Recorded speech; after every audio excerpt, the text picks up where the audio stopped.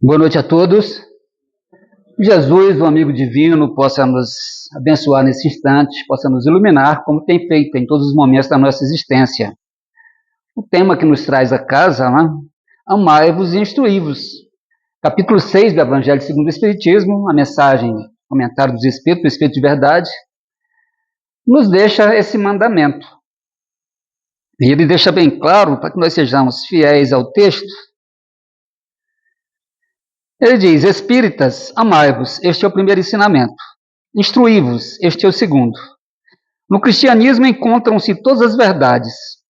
São de origem humana os erros que neles se enraizaram. Eis que do além-túmulo, que julgáveis o nada, vozes vos clamam. Irmão, nada perece. Jesus Cristo é o vencedor do mal, sedes vencedores da impiedade. Espírito de Verdade, 1860. A proposta de qualquer mestre é proposta educativa.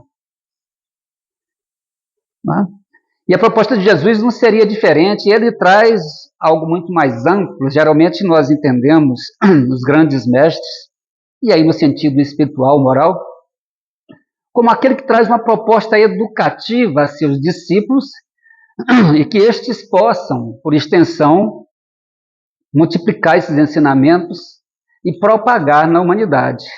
Essa é uma missão dos espíritos crísticos. Quando Kardec, na Revista Espírita de 1860, fala sobre a escala dos espíritos puros, em que coloca Jesus no topo dessa escala, ele deixa muito claro que esses espíritos que alcançaram a perfeição recebem delegações diretas de Deus e são, portanto, a voz do Senhor. E, portanto, o fato de eu e o Pai somos um, na mensagem que é propagada e trazida, e essa mensagem ela é eterna e é para todo o universo.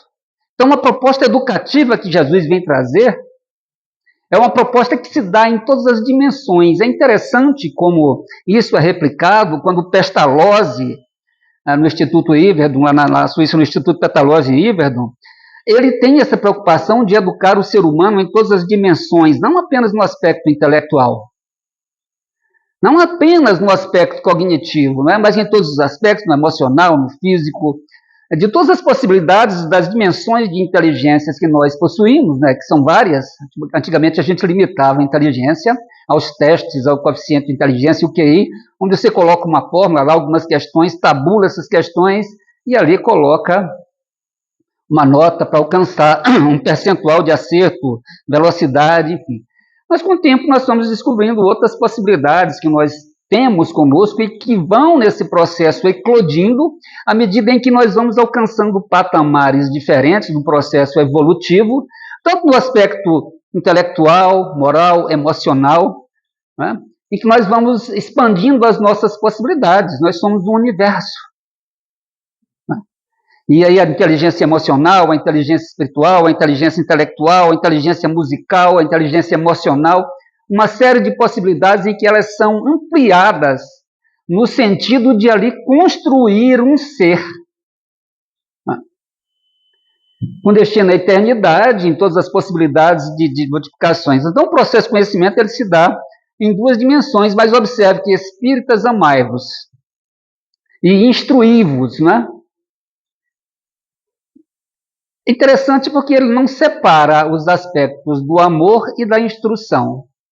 Isso fica muito patente quando nós pegamos o Livro dos Espíritos, na parte terceira, e vemos lá, lei de justiça, amor e caridade. Uma das perguntas que eu fiz por algum tempo, assim, por que Kardec não separou lei de justiça, o que os espíritos não deram a lei de justiça e depois amor e caridade?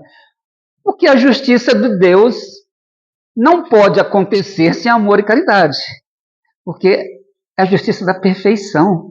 Então, amor e caridade está acompanhando esses aspectos, tanto do aspecto afetivo, nós somos seres polarizados. Nós temos uma base afetiva e outra cognitiva. E a proposta é que nós eduquemos esses dois polos de forma tal que eles possam se equilibrar, calibrar-se, né? Até que nós possamos alcançar, no momento em que nós encontramos o equilíbrio entre o nosso potencial afetivo e o nosso potencial cognitivo, em que nós não balanceamos mais para um lado ou deixamos de forma enviesada, né, que esse viés que nós damos está relacionado às propostas que nós definimos na presente encarnação. Então, nessa encarnação, as minhas propostas são no sentido de desenvolver intelectualmente, do ponto de vista acadêmico, e as relações, o afetivo, não, isso ficou para outro momento. Agora, nós nos tornamos pessoas frias, porque nós acabamos abrindo mão desse aspecto afetivo, que ele é fundamental no processo de existência da humanidade. Nós não podemos viver sem o aspecto do desenvolvimento da fraternidade, do amor, da compreensão, de elementos que compõem o afeto e que desenvolvem o espírito sobre todos os sentidos do amor. E nós precisamos disso, porque nós criamos uma armadura que nos afasta dessa aproximação, ou com medo de machucar-se, ou por decepção, e na verdade nós temos muito medo, não é? Os medos, tenho medo de me decepcionar, tenho medo de amar, tenho medo de não ser amado, tenho medo de errar, e nós construímos uma série de crenças limitantes que nos afastam do potencial do amor, quando as possibilidades devem ser desenvolvidas acerca disso. Então, o processo de conhecimento que se dá em duas dimensões, ele se dá no processo de autoconhecimento, que é interno, né, do conhecimento em que você faz, é voltado para a aprendizagem e a compreensão racional. Nós temos um conhecimento que vem de fora, né? Esse conhecimento intelectual que a gente vai buscar no processo de formação, mas temos um processo de interioridade, de interiorização, de conscientização, que é o conhecimento interno, né? Esse processo de autoconhecimento. É preciso que nós nos conheçamos. E esse é um processo difícil, né?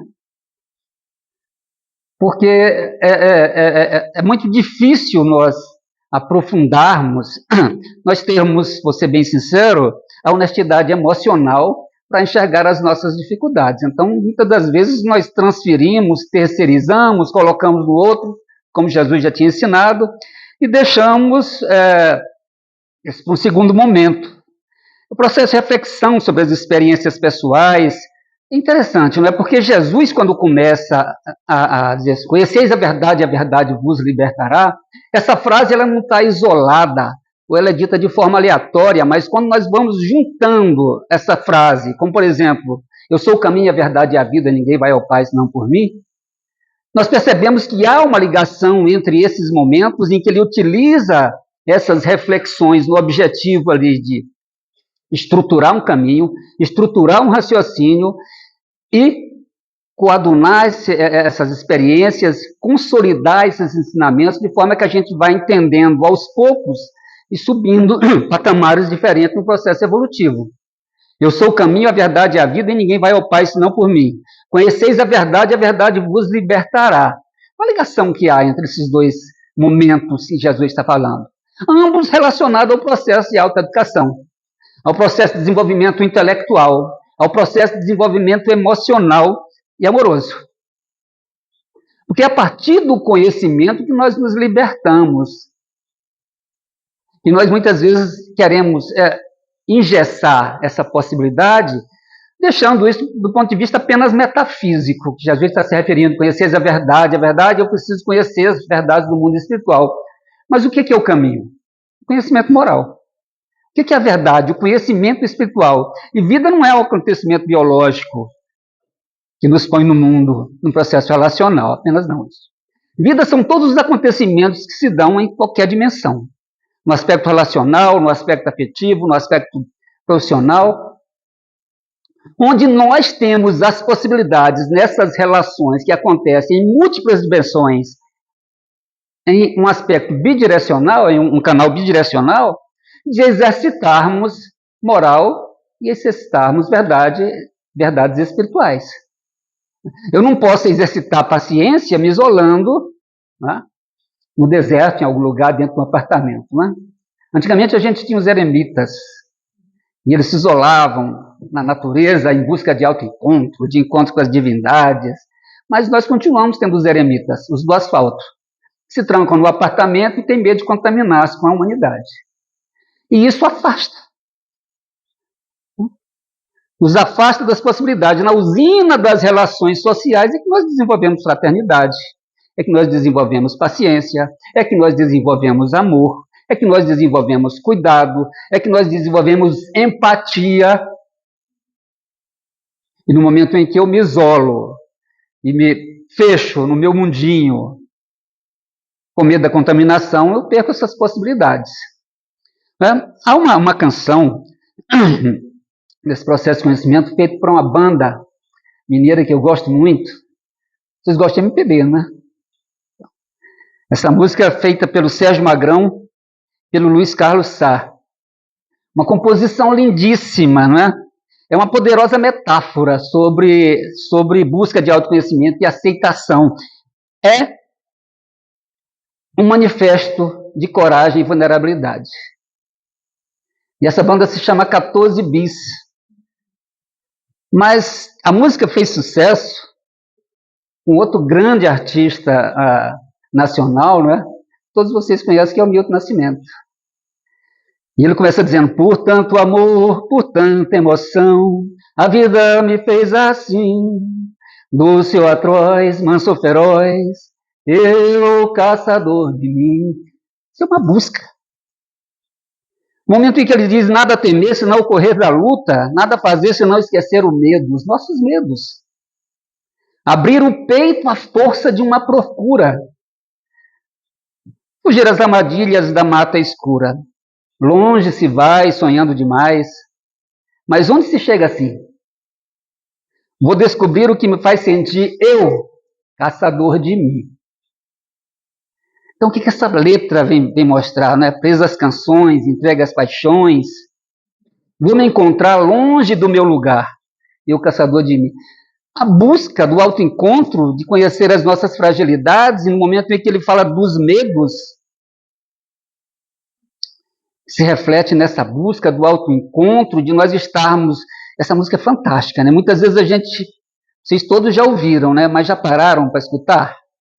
Pois é, ouvir é diferente de escutar.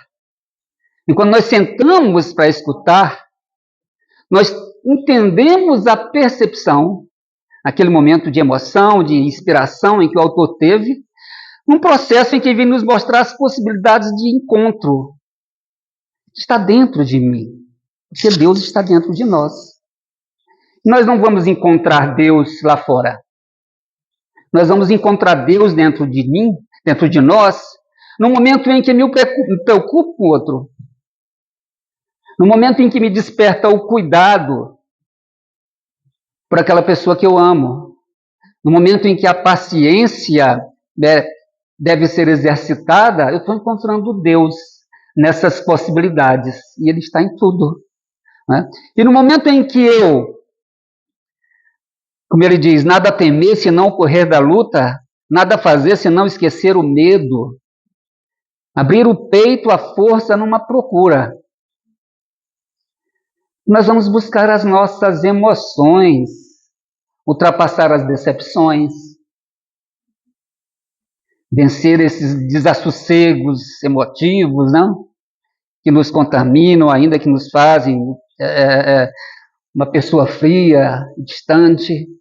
E nessa busca, né, nós vamos tendo ali a possibilidade, a dimensão do autoconhecimento. Nessa análise interna. É por isso que preciso que nós vençamos esse medo. Quando eu falo de crenças limitantes, daquelas que nós falamos assim, mas eu não tenho possibilidade nesse momento, ou daquela que diz, não, mas eu tenho medo de me decepcionar. Não, mas eu não quero esse envolvimento. Estou muito bem assim, nós nos colocamos numa posição de conforto ou de afastamento. Na verdade, nós colocamos ali a armadura que eu falei, que nos afasta dessas possibilidades. Ou seja, o que o autoconhecimento vem proporcionar? Nós recebemos muito conhecimento espírita. Muito. Entra muito espiritismo em nós, não é? Rede social, os conteúdos que são colocados aqui, hoje são muito fáceis, então, assim, a propagação de conteúdos na proporção gigantesca, né? E nós temos diversas palestras, literatura, centro espírita através da mediunidade, uma série de possibilidades e canais onde o espiritismo vai entrando em nós. Mas quanto de espiritismo está saindo de nós? Quanto de espiritismo está saindo de nós em atitudes? Quanto de espiritismo está saindo de nós em comportamento mental, emocional, né? Porque muitas vezes eu não a agrido fisicamente ou verbalmente, mas eu a agrido em pensamento. E a agressão está dentro de mim.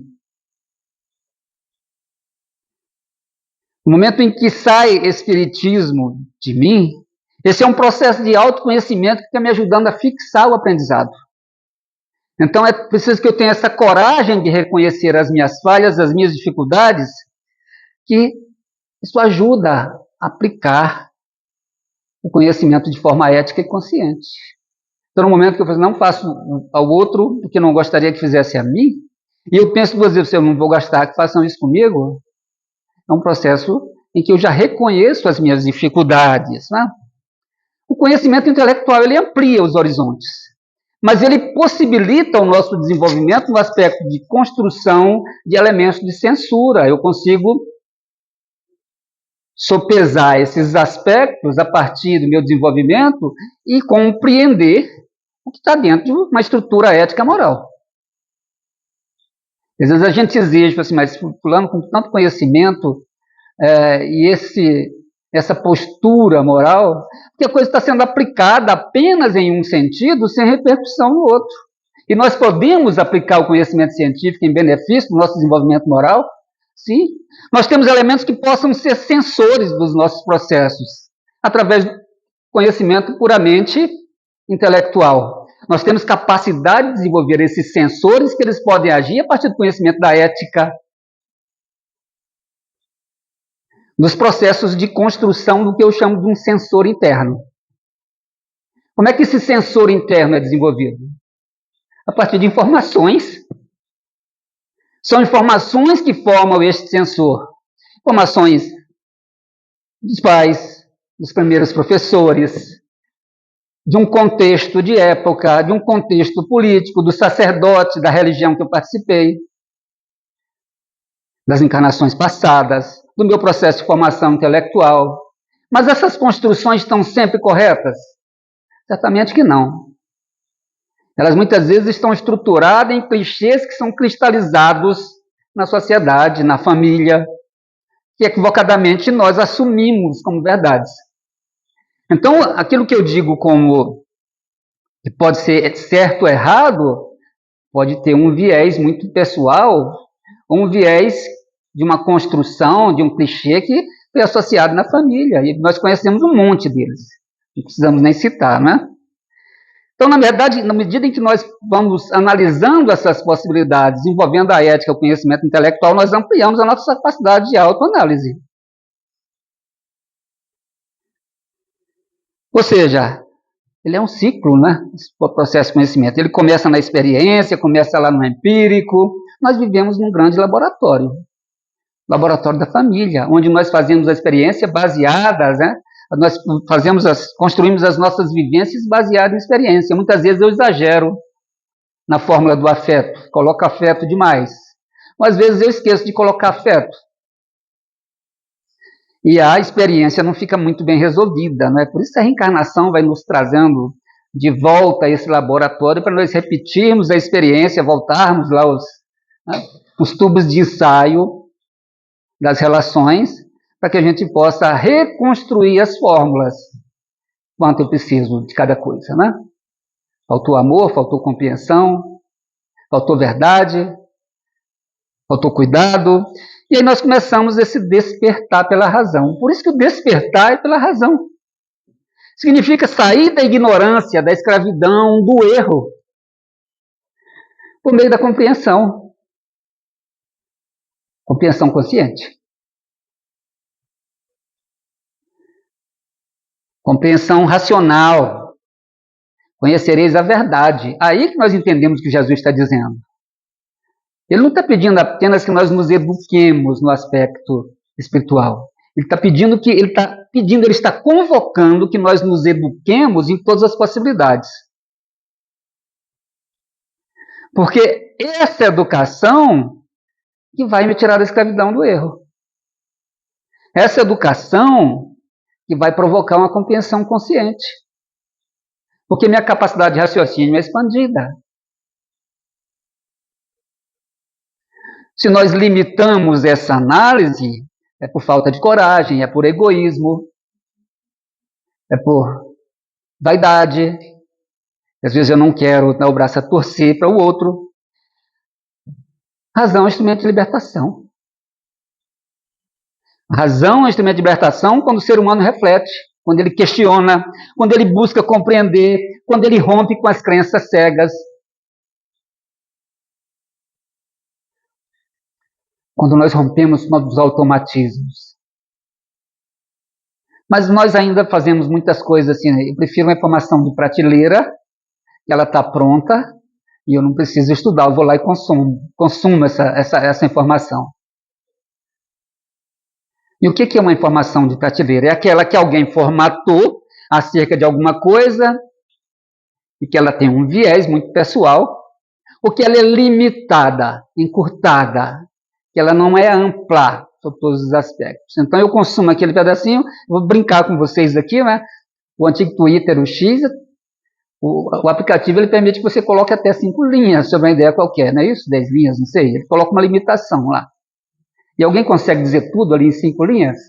Então é esse tipo de informação que nós estamos consumindo, sobre todos os aspectos. Não estou falando de redes sociais apenas, mas daquelas que nos chegam e nós acatamos e acreditamos, né, nessas fantasias, nessas formatações. O Espiritismo é a própria mensagem de Jesus, mas a fé não deve ser apenas sentimento. Ela deve ser uma reflexão consciente. E na medida que nós estamos fazendo isso, eu estou percebendo o outro. Que eu saio do meu mundo, né? Meu mundinho de conforto, de egoísmo, de vaidades, de status quo. E eu começo a perceber que fora desse mundo existe outro. Como é que eu falei do nosso sensor interno? Nós construímos esse mundo interno baseado nessas informações. E quando o meu mundo interno entra em contato com o mundo exterior, que são outras pessoas, outras relações, existem choques, os quais muitas vezes eu não aceito, porque o meu mundo foi formatado perfeitamente, o seu não. O seu tem uma opção de erros. As minhas construções são melhores, né?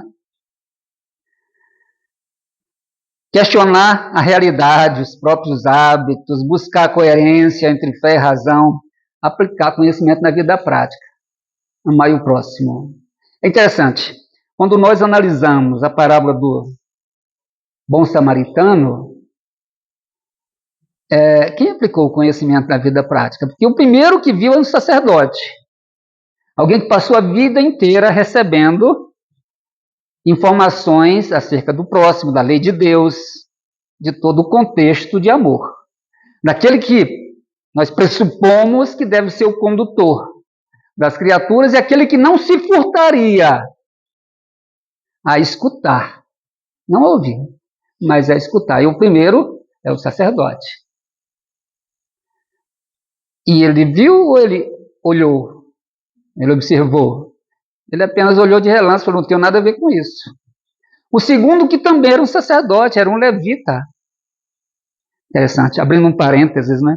Por que levita era um sacerdote? Porque na formação das tribos de Israel, uma das tribos, era de Levi, não recebeu terras, não recebeu bem, então era a tribo sacerdotal. Então ele também era um sacerdote. E as tradições pesam nesse momento. Mas ele também não se interessou. Quem teve a aplicação do conhecimento na prática? Viu? Percebeu? Aproximou-se, acolheu, cuidou, levou até um local seguro e se comprometeu a voltar. O que é interessante esse final, né? Quando ele se comprometeu a voltar, nós pressupomos que o projeto dele era conduzir a pessoa até em casa. Isso é todo um processo. Se nós olharmos o atendimento, o cuidado, a recuperação, o fortalecimento e a entrega, é o processo completo. Sim, Ajudei. Mas nunca te liguei para saber se você realmente está bem. Conhecereis a verdade vos libertará. Jesus falava isso aos judeus que criam nele, né? Que ainda estavam presos às tradições, aos pecados. Permanecer na palavra dele é uma condição para ser discípulo, para reconhecer a verdade. Porque permanecer na palavra de Jesus é uma condição de ser discípulo e conhecer a verdade, porque os dois ensinamentos sobre duas vertentes estão ali, o ensinamento moral e o ensinamento espiritual. E o processo relacional está na prática. Isso é vida. Isso é vida. Então, a verdade vivida é experimentar Cristo nos seus ensinamentos. Essa é a verdade vivida. Quando nós experimentamos Jesus sem proselitismo, né? Vou ali fazer uma pregação em praça pública. Não, sem proselitismo, né? Na prática. Sem estar fazendo propaganda. Sem estar colocando nas redes sociais para ganhar engajamento, né? De forma anônima. Porque Deus está vendo. Quando nós falamos, mas as leis de Deus são perfeitas, elas norteiam o nosso relacionamento, o nosso desenvolvimento, a nossa vivência. Ele fez as leis que norteiam essas relações, que regulam esses fundamentos. Mas ele não se afastou. Assim, as leis estão prontas e agora eu vou aproveitar a eternidade aqui no paraíso. Não. Ele continua observando. Então Deus continua cuidando de nós. As leis existem, mas através da sua bondade infinita, ele vai nos auxiliando através dos seus mensageiros, os espíritos crísticos. Eles vão coordenando esse processo, e esse processo é educativo. Por isso que nós falamos de uma chamada escala evolutiva do sentimento, que ela mostra como nossas emoções podem amadurecer. E todo esse processo de conhecimento, ele envolve uma escala de sentimentos. Nós vamos modulando essas questões. Lá no Livro dos Espíritos, no Evangelho segundo o Espiritismo, está escrito, no início nós éramos apenas instintos, depois sensações, nós estamos caminhando para o campo do sentimento. Mas aí Joana de Ângeles fala, mas os nossos sentimentos ainda são muito do queixo para baixo. Eles ainda estão muito no campo das sensações. Mas eles nos elevam, né? Se o instinto era a característica inicial, nós começamos a desenvolver emoções primárias. O medo, raiva, nojo. E é isso que vai modulando as nossas possibilidades. Mas nós desenvolvemos emoções complexas. Tristeza, alegria, que permitem o quê? Vínculos afetivos. Né? Qual é a função do início de experiência, de conexão, de vínculo? Que nós nos sentimos tristes. Mas os sentimentos, emoção filtrada pela consciência, capacidade de refletir, é a consciência emocional, o surgimento do eu sinto que eu te amo. Eu sinto que eu gosto de você. Eu sinto que eu preciso de você. Eu sinto que eu tenho que te ajudar. Eu sinto que nós temos que estar juntos. E aí nós vamos para emoções elevadas. Empatia ativa, compaixão, gratidão, sentir alegria pelo sucesso do outro, coisa difícil, né? Nossa, ela escreveu uma canção. Eu também acho que eu escrevo também. Eu pego a inteligência artificial ali, eu vou fazer a minha. Mas eu não vou vibrar. Então nós temos essa dificuldade de lidar com o sucesso alheio. Porque falta ainda amor ao outro. Isso acontece em família, o que é pior. Né? Bom, aí a gente vai para o amor incondicional, que é o nível superior de sentimento universal. Não está condicionado a circunstâncias externas. Só é virtude o bem quando eu faço de forma incondicional. Porque se eu faço o bem esperando troca, isso não é bem, isso é favor. Favor que pressupõe troca. E aí eu espero que em algum momento você me retribua aquela carona que eu te dei naquele dia chuvoso. Né? Isso é troca. Nós vamos caminhando para a transformação moral. Nós saímos do instinto bruto até o amor incondicional. Assim, cada estágio ele tem uma representação, cada estágio representa capacidade de maior escolha. Cada estágio mostra que a nossa escala vibracional está sendo ampliada. Os nossos sentimentos, as nossas vibrações, elas não são mais tão baixas. Leon Denis, no livro O Invisível, diz que, hipoteticamente, nós vibramos o nosso campo mental a uma frequência de 1.500 Hz. Esse campo mental, o que está vibrando? Pode ser ampliado essa vibração com o auxílio dos espíritos para que nós possamos ter comunicação. E os espíritos também têm que baixar o seu campo vibracional, porque eles estão livres da carne, então o seu campo vibracional vibra numa frequência mais alta, naturalmente, por dedução lógica. E para que nós equilibremos esses dois campos mentais com frequências diferentes, eu tenho que ter um impulso aqui da espiritualidade das duas pontas. Eu tenho que calibrar Bezerra de Menezes, que quer comunicação comigo, e levantar a minha vibração, no sentido que nós possamos encontrar um range de frequência onde é possível a comunicação. E a partir do encontro dessa faixa de frequência, ali, vamos supor, de 0 a mais 8 e de 0 a menos 8, eu tenho ali possibilidade, dentro desse campo vibracional, de ter uma comunicação. E o trabalho que se dá para a espiritualidade é muito grande. Então, se nós temos esse exemplo da mediunidade de uma comunicação, observe que a nossa dificuldade de estarmos sintonizados com a espiritualidade no dia a dia é mais complicado. Porque o que a gente faz aqui dentro do Centro Espírita é só treino. É só treino, gente. A prática está lá fora. A prática está lá fora, no trânsito, no ambiente de trabalho, dentro de casa. No Centro Espírita, a gente chega aquele irmão desencarnado, a gente fala assim, seja bem-vindo, meu irmão. Seja bem-vindo à casa de Jesus, com tanta meiguice, com tanto carinho. Né? Nós abraçamos o desencarnado ali com cuidado. Aí, quando eu saio, chego em casa, o que você quer?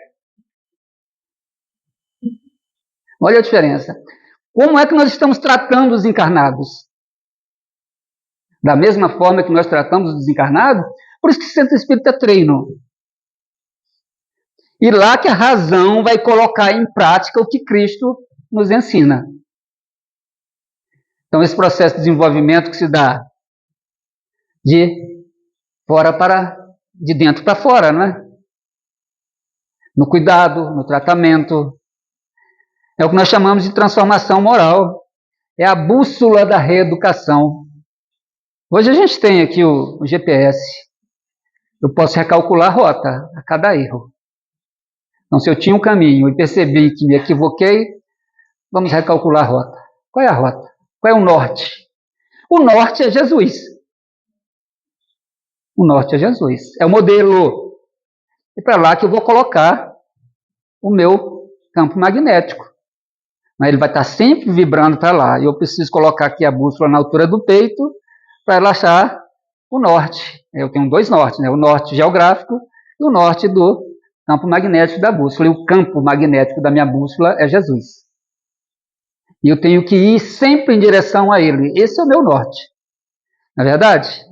Então, é a realidade da transformação moral. A mudança profunda de valores, de atitudes, de sentimento, ainda além dos comportamentos externos. Que comportamento externo é esse verniz social que nós passamos e ficamos bonitinhos para a sociedade. Nossa, o Mota parece uma pessoa tão boa.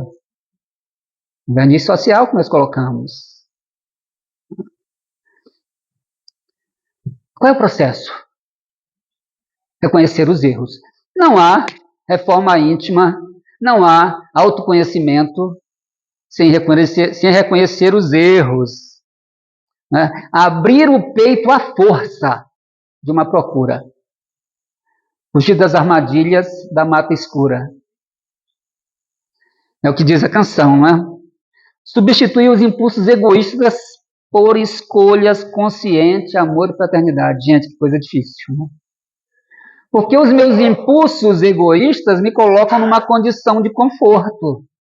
E por que eu vou sair da minha condição de conforto em benefício ao outro?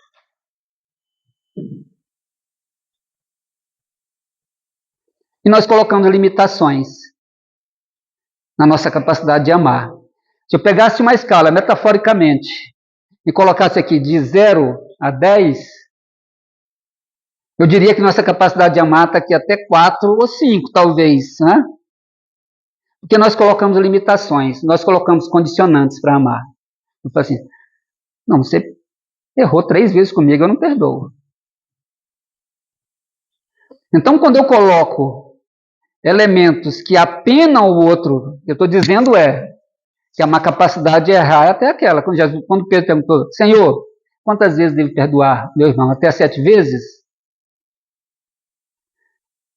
Se eu coloco elementos que apenam o outro, que eu estou dizendo assim, até 7 vezes, então significa que eu também só consigo perdoar até 7 vezes. Então eu coloco essas limitações. Às vezes eu estava no consultório esperando ser atendido e alguém atendeu o telefone, atendeu com viva voz. E na outra ponta dava para ouvir, fulano bateu o carro. E ele falou assim, e como é que está o carro? Amassou muito? Ele não perguntou assim, você está bem? A primeira preocupação dele foi o carro. Se tinha tomado prejuízo financeiro.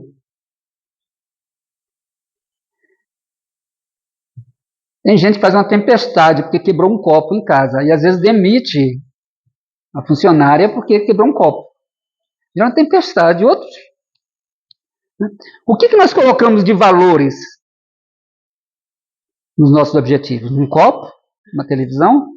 No carro? Onde está o nosso tesouro, ali está o nosso coração.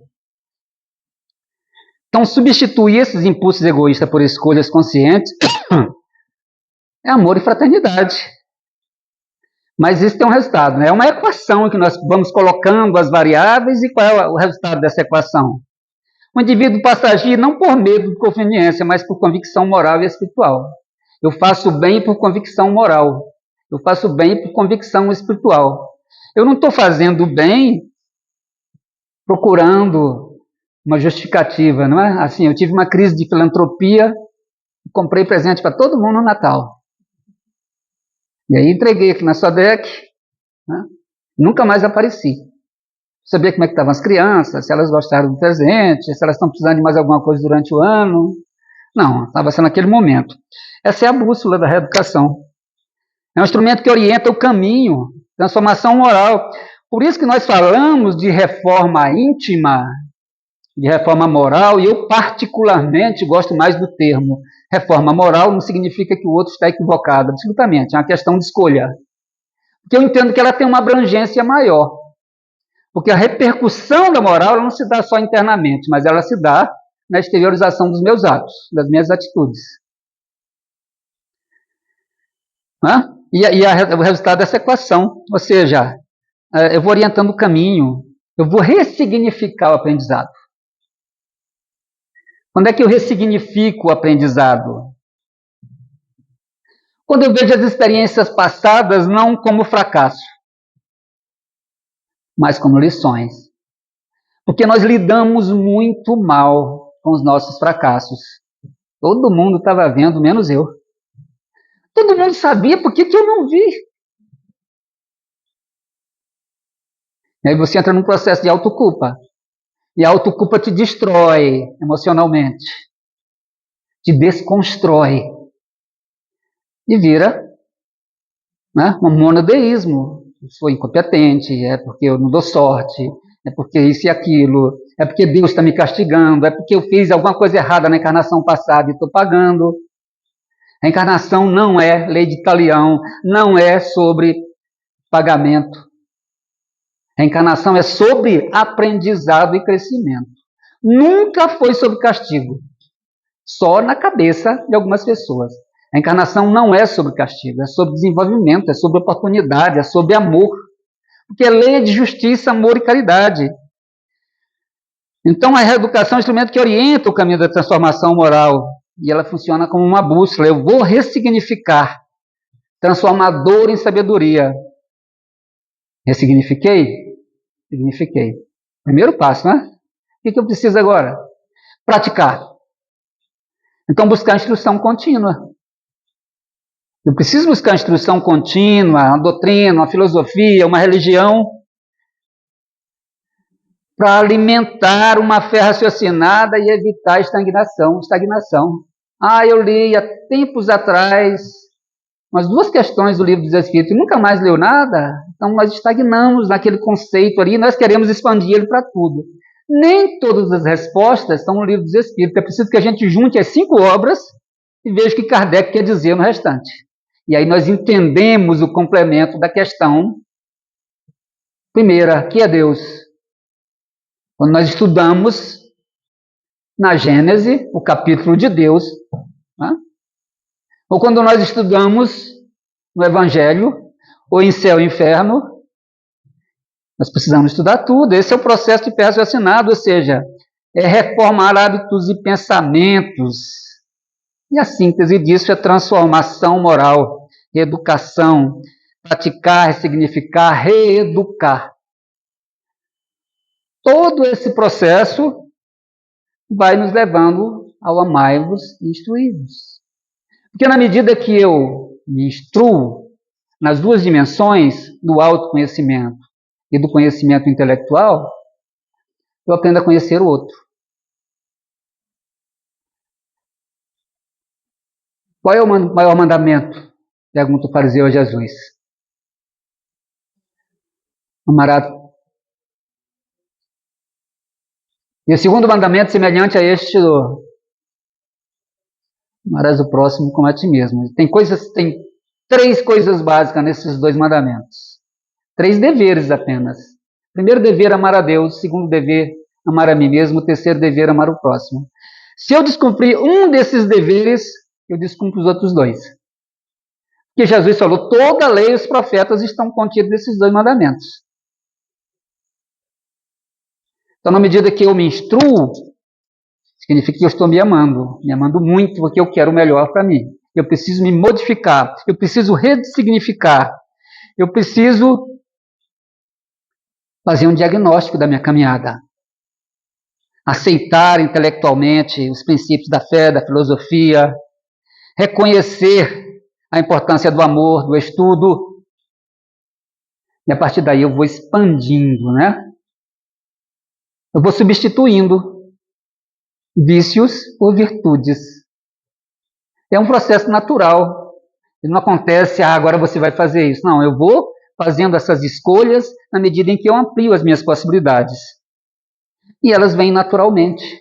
Porque elas não cabem mais. Quando eu amplio esses significados de ressignificar as minhas experiências, não significa que eu simplesmente, já entendi, ela não cabe mais, aquele comportamento não cabe, então naturalmente ele vai deixando de existir. Eu não preciso forçar para que eu possa, assim, eu preciso exercitar, mas na medida que eu assimilo, né, aquilo deixa de ter razão na minha existência. Alguém falou assim, por que você parou de fazer isso? Porque isso não faz sentido. E naturalmente nós vamos expandindo a nossa consciência. Na medida dessa expansão, esse filtro é natural. Ele vai abrigando apenas aquilo que tem um valor construtivo. Há uma diferença entre convencido e convertido, né?